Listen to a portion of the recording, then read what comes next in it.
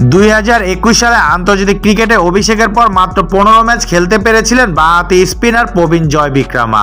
মূলত 2022 সালের পর তিনি আর জাতীয় দলে জার্সি গায়ে তুলতে পারেননি। এরই মাঝে তিনি জড়িয়েছে অনৈতিক কাজে। সেই অপরাধ প্রমাণিত হয় জয়বিক্রমাকে সব ধরনের ক্রিকেট থেকে 1 বছরের নিষেধাজ্ঞা দিয়েছে আইসিসি। বিশ্ব ক্রিকেটের নিয়ন্ত্রক সংস্থা আজ এক বিবৃতিতে এই তথ্য জানিয়েছে।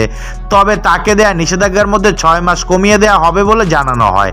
আইসিসির অ্যান্টি করাপশন নীতিমালা 2.4.7 নম্বর অনুচ্ছেদ ভঙ্গের প্রমাণ মিলেছে জয়বিক্রমার বিরুদ্ধে। আইসিসি তার বিরুদ্ধে আগেই অভিযোগ তুলে ব্যাখ্যা দিতে সময় বেঁধে দিয়েছিল। 20 আগস্ট শেষ হয় সেই ডেডলাইন।